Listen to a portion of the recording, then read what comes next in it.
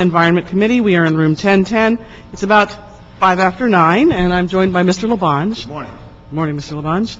And I am the chair of the committee for now and not forever. And I am really happy to greet Dr. Frederick Pickle. And before you come up, Mr. Pickle, I want to say a few quick things. Oh, I'm sorry. We're doing item number 1. Let's do item number 1. Okay. Do the description. Item number 1, Ratepayer Advocate with the CLA's office. Communication from the Office of Public Accountability Citizens Committee for the selection of the Executive Director. And this communication relates to the selection of Dr. Frederick Pickle to serve as Executive Director of the OPA. First of all, before Dr. Pickle comes up, I want to say publicly, and I will say it again in council, that I am extremely grateful to the Ratepayer Advocate Commission and the individuals who were on there. The media has written repeatedly that, it took too long, it took too long. I want to say that this commission got itself organized. I have only heard good things about the commissioners and their willingness to be analytical, to be substantive, to dig deep, and to be very, very devoted to the task of finding a very strong candidate for the Ratepayer Advocate position. So I'm extremely pleased about that. And the fact is that they took as long as they needed to get a good candidate. And I think we have a good candidate here in Dr. Frederick Pickle, who would be the first individual to serve as the Executive Director of the Office of Public Accountability. And I think it's critical. This is a historic undertaking, and so I think it's extremely important that the first person who comes into this position be strong, be well qualified, and able to take our city and take the Department of Water and Power in the direction of fact-based decision-making with fiscal input and analysis and market analysis, so that we can raise the bar and raise the standard of how we make decisions on fair rate increases. Mr. Labonde, did you want to say a few words before Dr. Pickle comes up? Well, absolutely. I would think I know Fred Pickle as a representative of a neighborhood association. I don't know if you know any of the council people more than you know your own councilman. Not any more than I know Tom Labonde. Yeah, and what Fred was always interested in, Jan, is the neighborhood and the issues of the day. And the neighborhood that he lives in is right off Wilshire Boulevard, and it has impact of some commercial activity, but also in working to find common ground. He was a champion in leading the discussion with Renee Weitzer, my planning deputy, and that also of the late great John Ferraro, on a very large redevelopment that allowed for a community park to be built, as well as some traffic mitigation to be implemented, but for the good of the community beyond his time, because we don't live in the same neighborhood forever. One day we go somewhere, and hopefully we go up, But I just want to encourage you, and I'll listen to your remarks, but absolutely, I'm just glad there's no relocation money we have to worry about, Mr. City Attorney, with this candidate. He lives right in the city of Los Angeles. He pays a DWP bill. Now he'll learn how to read that bill better than he does currently because of his involvement with the agency. So I look forward. But this is someone who, as you are, as a great councilwoman, Ms. Perry, yes. You know people in your district. Yes. You know they're just focused on the good of the district. Right. And not necessarily on the Good of the city. the good of the city, good of the district, but also they're not those who are self-promoters, if I could say that. Yeah. But Fred Pickle is a promoter for his neighborhood. Now he's got to be a promoter for facts that must state, that justify the Department of Water and Power's needs to serve this community for a reliable energy and quality water. Thank you. So with that, Dr. Pickle, if you would come forward and give us a bit of your background, just to start, and talk a little bit about why you think you're uniquely suited to serve as the first Executive Director of the Office of Public Accountability. I grew up in the Seattle area and moved to the Los Angeles area as an undergraduate in college at Harvey Mudd College in Claremont. I got an engineering degree there, and through cross-registration at Pomona, an economics degree at Pomona. I went back east to graduate school and for work for about a decade. getting a PhD in engineering economics at MIT, specializing in the energy industry and in rates for renewable generation. I started work for New England Electric, which was the second largest electric utility in New England at the time, buying renewable energy power. In 1984, I moved back to LA and started working for a subsidiary of then Pacific Lighting, which changed its name to Pacific Enterprises and now is part of Sempra, developing alternative energy projects in states throughout the United States. And then I moved in, by the late 80s, into the parent company, Pacific Enterprises, and then went to work for their subsidiary, Southern California Gas, helping restructure gas buying when the gas market deregulated in the late 1980s, early 1990s. In 1993, I went into consulting, joining Arthur Andersen in 1994 and leaving Arthur Andersen in 1999, working during that period on business planning, risk management, helping energy companies understand derivatives, but also doing a lot of work for large commercial, industrial, and government clients, helping them buy energy. And then I went to a smaller consultant company based in Massachusetts in 1999. They were bought by a large company, and I wanted to stay small. So I formed Wilshire Energy Consulting Group, and again, my business portfolio consists of assisting large customers buy gas and power, and as an expert witness, typically on issues involving rates or valuation of contracts in energy. So what do you think are some of the top challenges, if you had to maybe go for the top three, facing the Department of Water and Power? And you may, I'm sure you're keenly aware that we're on the cusp of having to deal with water quality rate adjustment. And, you know, I have been an advocate of waiting for the arrival of the Ratepayer Advocate so that we can start off such a momentous decision-making process with some unbiased factual information. So when you, stepping into that, assuming that you are confirmed, what's your thinking on that, and what review are you prepared to conduct on any proposed rate adjustment? I think there are three questions there. The first is communication, or the issues facing DWP. I think their biggest challenge is communication. One, they appear to be meeting much better than they had in the past. The second challenge is mandates for improved water quality and the investments associated with those requirements. The third is the renewable portfolio standard. And the fourth is they're going to be compared to extensive news of lower energy prices in natural gas. I think their most important challenge is communication, and they've been doing, from my perspective, a much better job of that over the last year. But that will continue to be a challenge to break the image of that in the eyes of the LA public. But the dollar challenges are the mandates in renewable portfolio standards and in water quality. I'm sorry. The second part of your question was, what do we need to do to address the current rate increases? Water quality. Yeah. A lot of the investments DWP has made substantial investments over the last couple of years. Their asset base has gone up over 30%. That has to affect rates. That's money that's already been spent. And the financial health of DWP is important for good rates for the ratepayers. If the interest rate goes up, we all get hurt uniformly.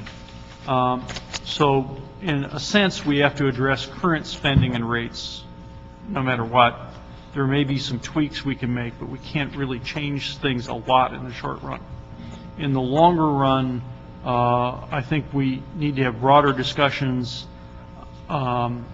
more open to the community as to what investments are being made, the scale of the investments, and how that ultimately affects rates. And that applies on both the water and power side. So have you envisioned how you see your role in interacting with the Department of Water and Power and management? I think it's most important to have an open dialogue. And I believe the shortest way I have of saying it is creative tension. Yes, this is an advocate's role, but it has to be an advocate for solutions, not an advocate for disagreement. Mm-hmm. Mm-hmm. And as the executive director, you're going to have the opportunity to shape this office, if you will. Have you given some thought to how the office should be staffed, the role of public communications, things like that? Yes, I think the most important role, I understand the power business well. I understand the general economics of the water business. Water technology I don't understand as well. Although I have some academic background in it, that's different than having business background. So on the technology side, I need, through consulting or staff, to build some capability in water. The most important areas in communication, both in outreach to the council and the mayor's office, and also neighborhood councils, but also outreach to the community as a whole. And I think I envision half my professional staff focused on outreach, and maybe more than half, because the technical questions are often very focused, and it may be better to get that via consulting help from time to time, rather than staffing for every technical contingency. Now, the other point or question I wanted to ask you, and you know, there's that arm, and then there's the city departments and the public at large, and then of course there's the political arm, and this is where you get into those complex situations. And I want to tell you what I hope, and I may do it in the form of a motion, I may not, I'm not sure. I'm very happy that you're here. I'm very happy that you are embarking on this, and I think it will be good for the ratepayers, and I think it'll be very good for the elected officials, because then we will get unbiased, untainted, unfiltered information, and then we will make decisions based on the information we receive. And I think that that's a good thing.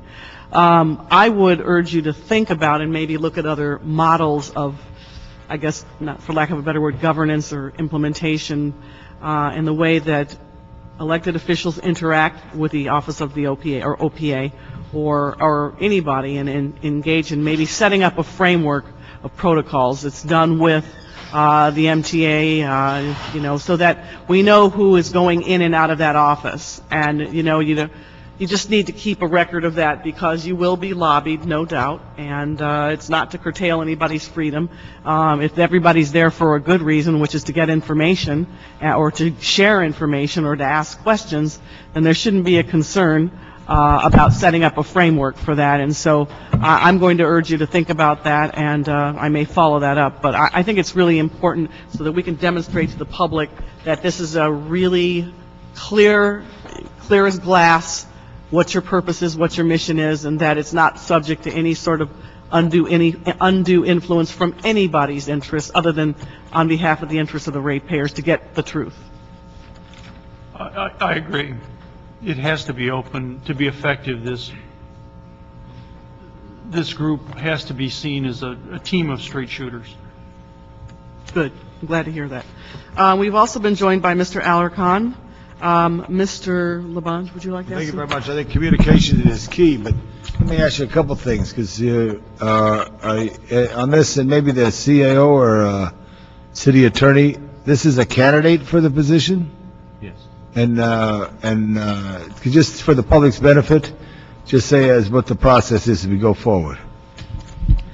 Bill Kandig with the CAO's office. The charter amendment specifically created a citizens committee to appoint an executive director, subject to mayor and council confirmation. That appointment has in fact occurred. The citizens committee unanimously. You said mayor council. Does the mayor have to approve it before the council? No, it goes to the council first. Council, mayor. Council. Okay, so the mayor, just like a commissioner. Correct. Correct on that issue. It is a unique position in the city, and it's Got it. has the background check been complete? Is Yes. the ethics check has been complete? Yes. So and when are we scheduled for council, Ms. Perry? Mr. CLA, do you know when this is set for council? Our plan is to work with your office and clerk within a week. All right, good. Super. I just think and at this time, as you set it up, it is about communication on anything. We don't realize how amazing everything happens, what it takes to bring that light here, what it takes to bring the water, and how important it is. If I have a criticism of the Department of Water and Power, is they have not been vocal enough in educating the public on the realities of the system for some way. And I know sometimes agencies, and it's not just DWP, but well, how much do they put in? How much do you tell them? And sometimes there's too many words on a brochure. But to get, some people will want the Cliff Notes, and some people will want the long version. I think it's important to have that, but to try to educate the people what it is. What Ms. Perry says, would you envision, Ms. Perry, that there be like a sign-in? Yeah, of, there's lots of models for that. to can look go at the that model. MTA Or the But is Inspector that, General office. but is that, I think if anything that we should have then you want to have it across the board for other, what's the Inspector General have across the street at the police department? Is there any guide? I think we should have a guide by. I don't think we should put an extra burden on this inspector, No. if I could call it that the police inspector doesn't have, and the police inspector not to be confused. They do it at the MTA. Whenever you approach the MTA to talk to them about an item, they have a sign-in sheet, and you say, who you're seeing and why you're there. That's all. Well, I don't know. I was over at the MTA. I don't know what they do with that sheet, so I don't know what we want to do in this information age of how you want to do it, whatever the case may be. And Mr. CEO, what floor would you suggest that this office accountability be on? Location? Yeah, there's 15 floors over there. A decision has been made to, in fact, utilize space that the city owns in Figueroa Plaza, the 5th floor, Outside of outside of the Water and Power, but adjacent to Water and Power. right. Still got to walk around.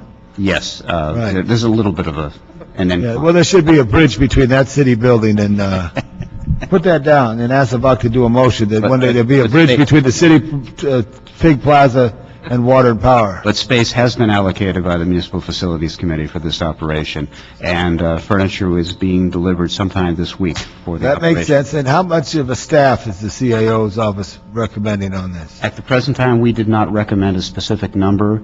The issue was to get the executive director appointed, and then that director would in fact identify how he would envision implementing the intent of the charter and what staff would be necessary. Right. Ideally, at the present time in the developmental stages, we believe it would probably be a combination of contract assistants and city-type positions. Some type of blend, but it's up to the executive director. Glenn, what do you envision, Mr. Pickle? Dr. Pickle? I didn't know you were a doctor. That means you're a good doctor. Some guys who are doctors tell you they're a doctor, and they're not really a doctor. I went to a trade school in Massachusetts, Okay. All right. a little trade school. That's all right. What is it called, MIT? Yeah, that's all right, yeah.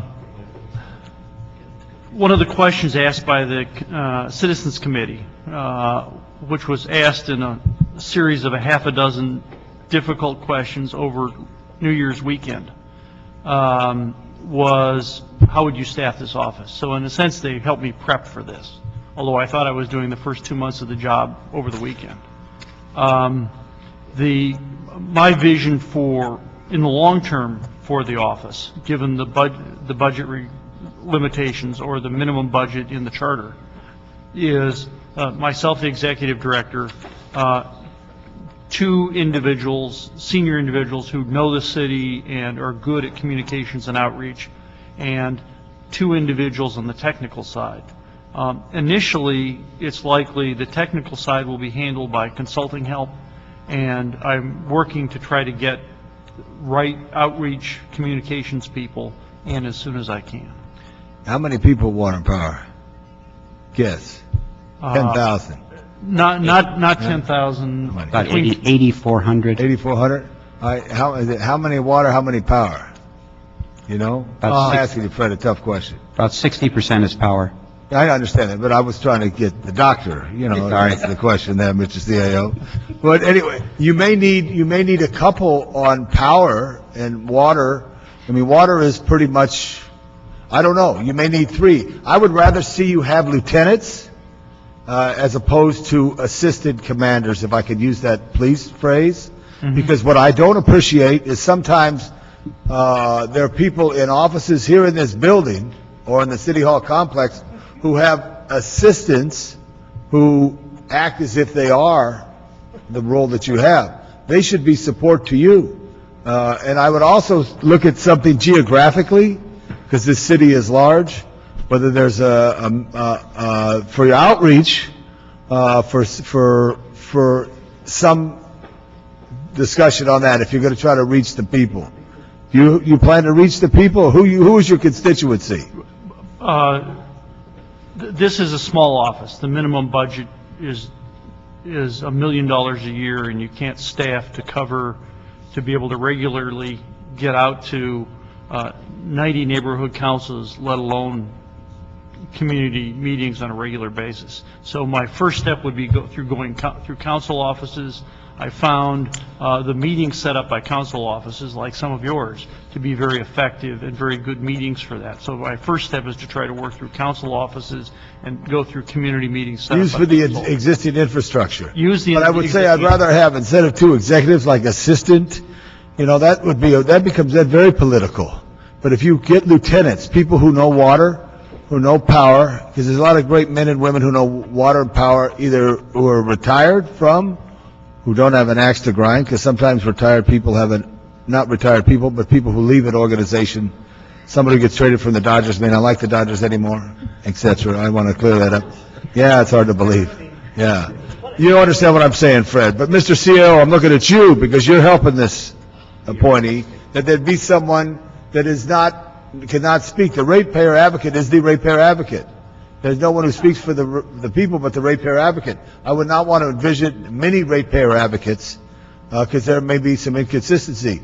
Whoever gets this job, and I'm going to really support you because I'm very impressed, because it came out of the blue that you're the one, and that's a great pick, because I know your history as a person who cares about this city and this neighborhood, should be the one. That's just a point I want to make as you go on that. Madam, I return the microphone. Going to give it back? But I want to thank the DWP for the energy that gave this microphone loud so I could speak. That's true. That's right. So now, Mr. Alarcon, I believe, has a few questions. Yeah, first of all, the concept of a ratepayer advocate is an interesting one to begin with. When I was in the state senate, we worked with the ratepayer advocate at the CPUC, and it was very clear what their mission was, because the ratepayer advocate represented the ratepayers against the interests of, or in light of the interests of, the private sector corporations that owned the power. In this case, the ratepayers own the system. So it's an interesting, it's a significant difference from the California Public Utilities Commission. So so I'd be interested to know how you see your role in the sense of, it reminds me of that story about Ben Franklin and Thomas Jefferson, where Ben Franklin had worked, when Thomas Jefferson went to France, Ben Franklin worked to create the Senate. And when Thomas Jefferson came back from France, he said, "Why did you ruin my democracy?" And Ben Franklin's response was, "To protect you from yourselves." Yeah. And so it's interesting to me because the ratepayers own the system, and yet the perception is that the ratepayer advocate is going to protect them to ensure good rates. But at the same time, they own the system, so to protect the ratepayers, you have to protect the provision of service. So that's my first question.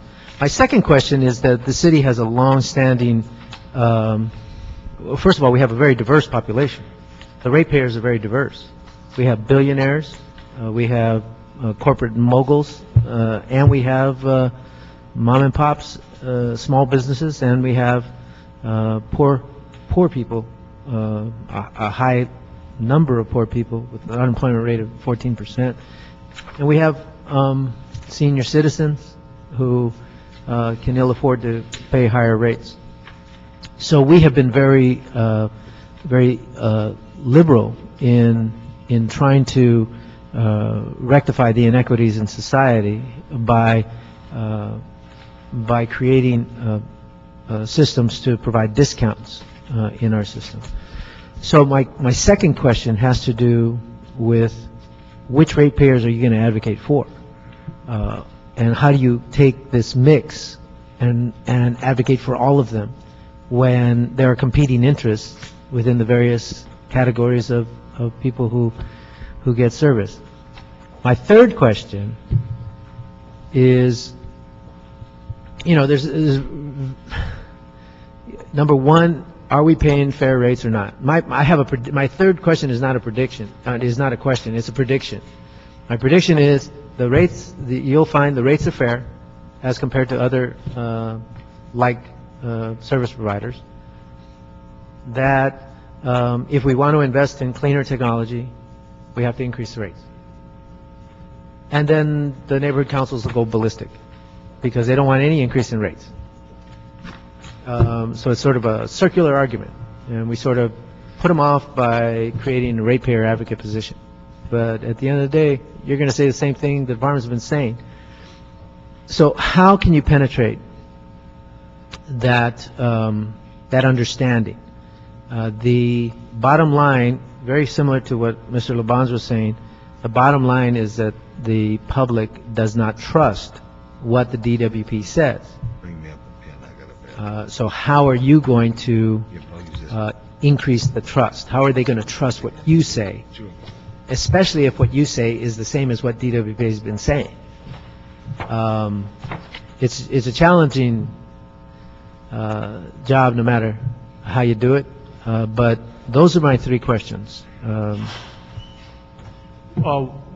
First, in response to your question about governance, in terms of comparing it to other ratepayer advocates, the title of the bill says advocate, but the mission says provide information to the council, the mayor, neighborhood councils, and the public. So it's an advisory position, not really an advocate position. So I think it's important to be a straight shooter on the information. Well, that begs the question, well, why were people believing it was going to be a ratepayer? I mean, that undermines the trust to begin with. But the second component of that ties into your second question. We have a lot of ratepayers. 2/3 of the power, roughly, delivered by DWP is to commercial entities. We need the city to be competitive in terms of jobs. We have to be conscious of their rates. 1/3 of the power and water, or so I don't know the divisions on water, are delivered to residential customers, the voters. And we have quite a disparity in that group. We have everybody from, as you say, billionaires to people that are choosing between paying the city services DWP bill and rent. So big increases make a big difference in terms of ability. Why are we worried about quality when they might be in a position of having the water turned off, for example?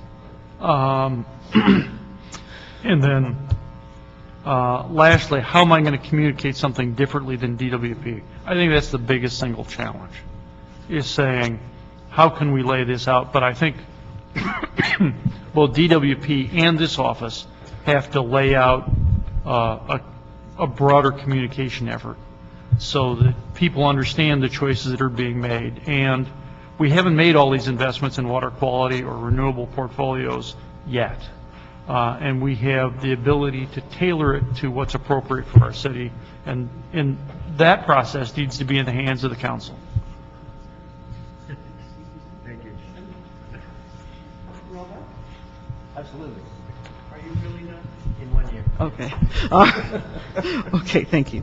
Dr. Pickle, just relax for a second. We do have one card from Garrick Ruiz. Yeah, come right up. Thanks so much. My name is Garrick Ruiz. I'm with the Green LA Coalition. Council members, Mr. Pickle, members of the public, just wanted to come and welcome you. We're looking forward to working with the Energy and Environment Committee, with Mr. Pickle, and with City Council in general on the upcoming rate increase proposal from DWP, and really working towards increasing the amount of local water supply that we have here in Los Angeles. We're really working with the mayor's office as well to support the mayor's goals of 30% conservation, 40,000 acre feet per year in stormwater recharge, and 50,000 acre feet per year in recycled water by 2020. And so just wanted to come, again, put those goals out, remind everyone that those are the goals that the mayor has set out for the city on the water side, right, of the DWP.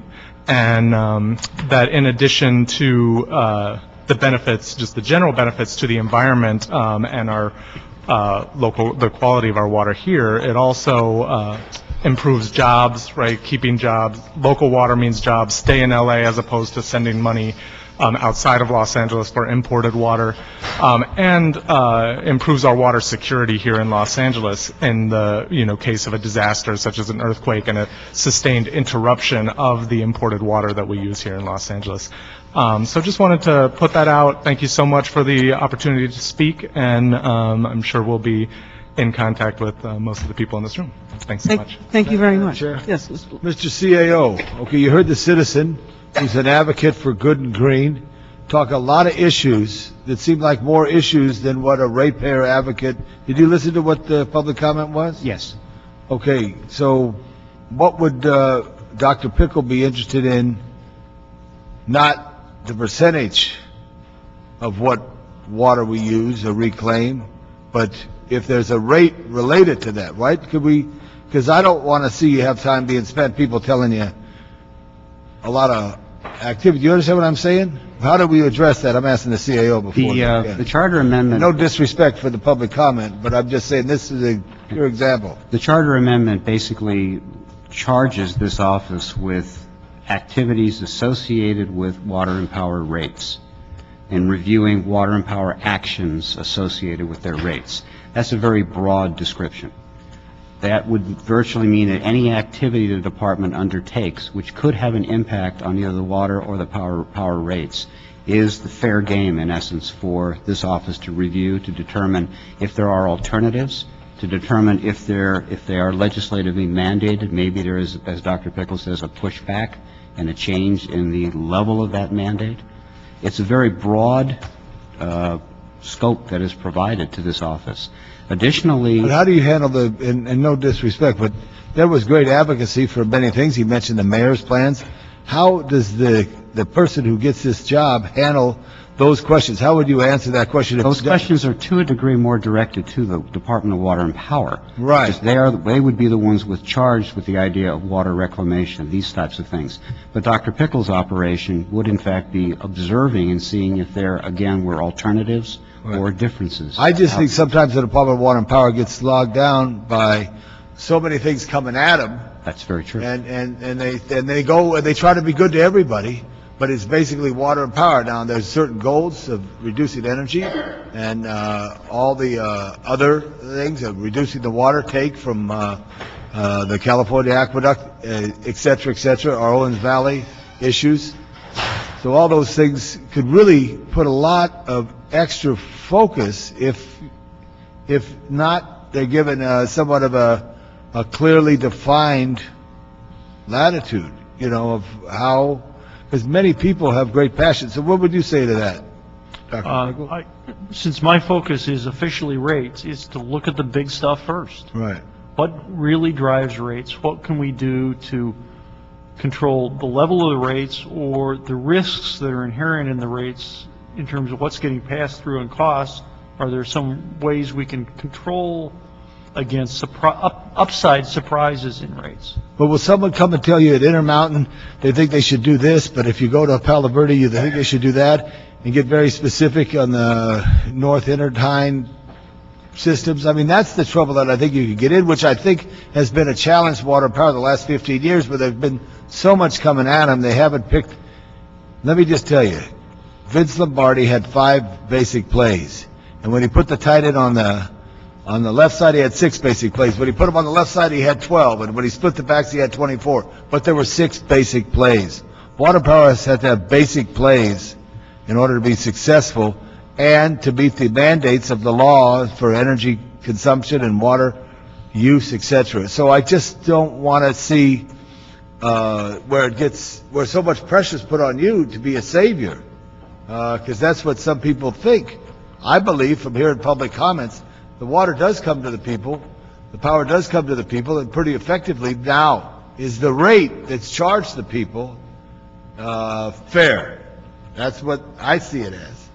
Am I seeing it the right way, Mr. CAO? That's correct. Okay, thank you. Thank you. Thank you. All right, so with that, there's no cards or questions from members, so we will move this forward to council and have it scheduled within a week. Sure. And I look forward to seeing you on the council board, Mr. Pickle. And I think this has been a good discussion. And again, I want to say thank you to the commission that went through a very rigorous and lengthy selection process. It was time well spent to come up with such a good candidate. So I appreciate your time and look forward to talking to you. Thank you, Madam Chair. Thank you.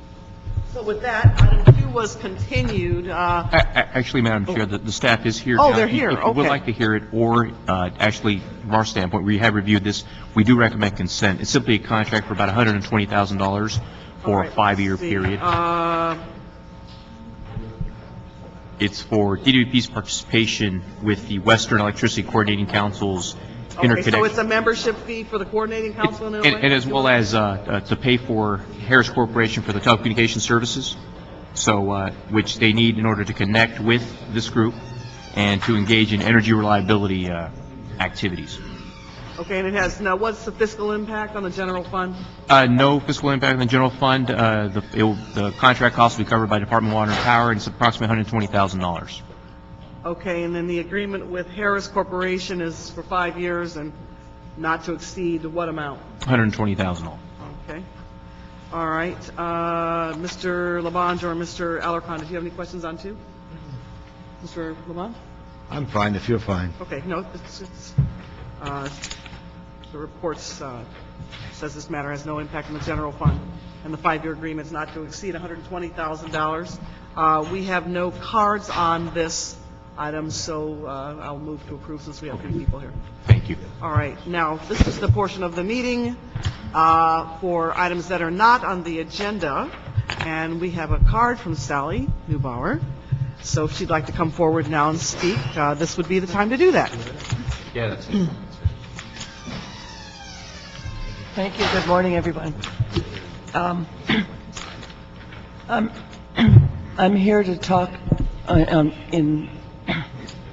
excuse me. I'm here on behalf of the Citizens Committee to Save Elysian Park. My name is Sally Neubauer. I'm Assistant President. I wanted to bring to your attention that the Department of Water and Power Commission has approved a rate increase that will be coming before you probably in the next meeting, and that includes monies for open water reservoir improvements. Unfortunately, Elysian Reservoir was not included in this package, and the Citizens Committee to Save Elysian Park would like you to ask that monies be included for Elysian Reservoir's buried tank, landscape buried tank. Currently, the Water and Power Department is planning to cover Elysian Reservoir with a floating cover, and this would essentially ruin a beautiful 40-acre canyon in Elysian Park because it would create an industrial blight there instead of what the citizens and all the community wants, which is a landscape buried tank to preserve the beauty of the canyon. So it would entail an additional $85 million to be added to that $554 million package, and we think it's well worth it. Now, I'm not sure if this is going to come to you as a separate motion by Councilman Reyes, but regardless of whether it's tacked on or whether it comes as a separate motion, I would encourage you to vote for it. Okay, did you have a letter you wanted to put into the I record? do have a letter All for right, the, give it to the Thank you. clerk there, and we'll make sure that it's included as part of the official file. And thank you for coming by today. If there are no other folks who need to come forward to make public comment, we will adjourn the meeting. Thank you very much.